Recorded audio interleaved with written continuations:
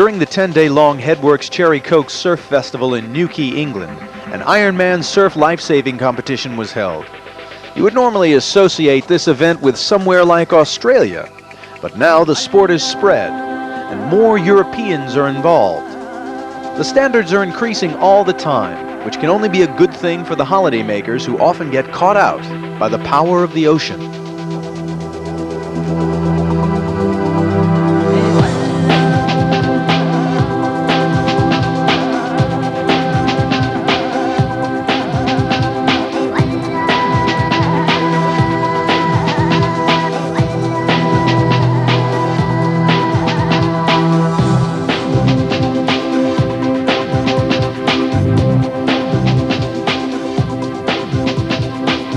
The Surf Lifesaving Association started here in about 1957. It came over with the Australians as more and more Australians came here to guard the beaches, and tourism got bigger and bigger here in the southwest. So Surf Lifesaving started to develop, and it's Australian based, and we're now sort of some 41 years old, and we're pleased to be able to be producing homegrown lifeguards for the beaches here. They have to do a board paddle, they have to do a ski paddle, and they have to do a swim. They're all necessary parts of being able to rescue somebody in a rescue situation if needs be, but it is also a competitive element. And then within lifesaving, surf lifesaving, there is specialized events. So we have specialized board paddlers, specialized ski paddlers. This is a survival event, and it's an Ironman event, and they have to do a board, a ski, and a swim in a different order on each round. And the idea is we're starting with 20 starters, and on each round we're going to knock out 5. So the last 5 finishers miss out on going into the next round, and they have to do it 4 times. So we go 20, 15, 10, and then 5, and then the last 5 are racing for some 750 pounds. So the first race about to get underway. 20 starters starting with the paddleboard, then a swim, and then onto a ski. The difficulty here is getting out through the breaking waves. But once out the back, it's a pure race round the buoy and back to the beach.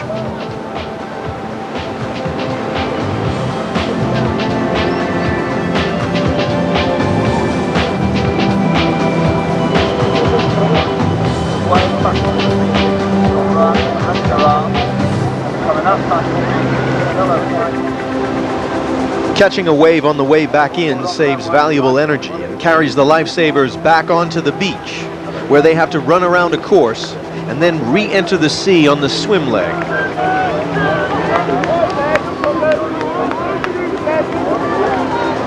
One of the favorites for the swim leg is Michelle Thorne, who is expected to do well here against the men. The board, I was way behind on the board, just going around the cans, but I caught a wave coming in. The swim is my strongest leg, I caught up with all the boys on that.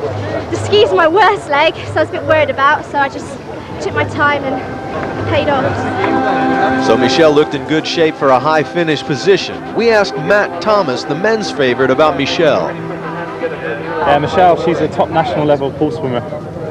She, in the World Championships '94, she got 2 silvers. So she's one of the best swimmers here. Because I'm a competitive swimmer anyway, I'm used to this distance, and so I just thought, oh, I'll stick behind the boys on their, behind their wash, and then coming in, I just caught the biggest wave I could. So really, I paid off. I went out easy in the board. I got on a couple of guys' wash and let them do all the work. They dragged me around the course. And the swim, I did the same. Got onto the feet of the good swimmers, and caught a wave in and overtook them. I just took it easy on the ski. Just had an easy run out, didn't get hit with any waves. We caught a little wave in. Matt made it through to the final. But unfortunately, Michelle had some problems with her ski and had to drop out.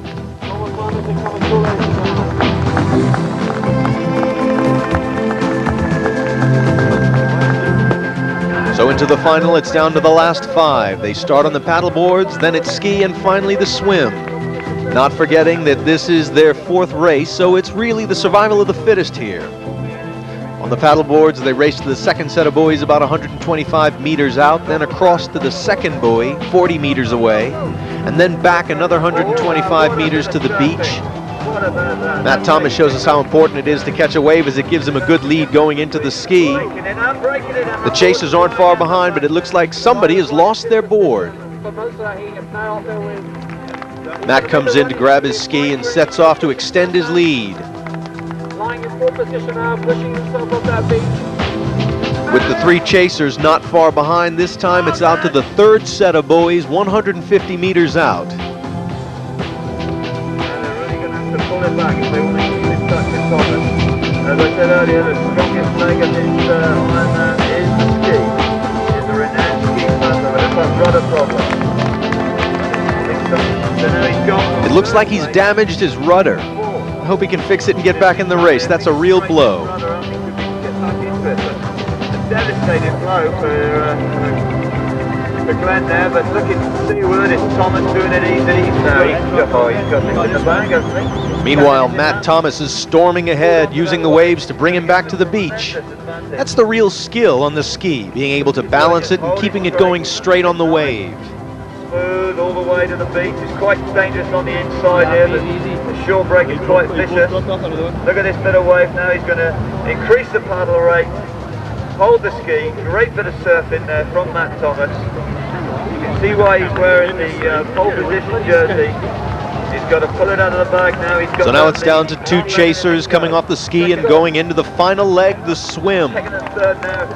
They're snapping at his heels just in behind him here on this wave.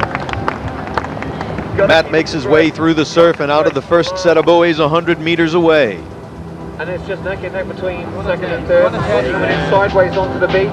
Just really feeling tired now. The legs must be right. With second and third still chasing, Michelle shouts a few words of encouragement. Back now, ladies and gentlemen. That's the first time we've ever run this Headworx Ironman competition. Pulling it into the Headworx Pro Surf Festival for the first time. And expecting... With their cheers ringing in his ears, Matt Thomas approaches the beach on the way to victory.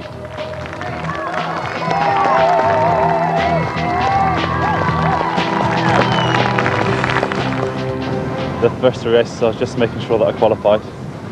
In the last race I just wanted to, I knew I had to have a good lead going into the swim because Keith's a very good swimmer. We do about 10 to 15 hours training a week. Some days we train three times a day, other times twice a day with one rest day. 5 mornings a week we train in the pool, 1.5 hours in the pool. A lot of running, sand running, paddling on the skis, on the river and in the surf, and also paddling the boards. And the surf skills are very important as well, catching waves and learning the skills in the surf. So Matt won overall, and even though Michelle had to retire with a broken rudder, she still managed 10th overall in the first in the women's competition. She explains how things went a bit wrong. Well, I was on the ski and he started us off on the shore dump. I waited for a little while and all of a sudden these skis came towards me, so I fell back and my rudder caught the bottom of the sand and it just completely snapped, so I couldn't carry on. Just a bit of a shame. It was really hard, but I really enjoy it. I mean, I spend my whole life really competing against men, so it doesn't make any difference really. But it's good to see women coming up and more women taking part in the sport, which is really good. So the Ironman final result: first Matt Thomas, second Keith Gammon, third Glenn Clatworthy, first in the women's competition, and 10th overall Michelle Thorne.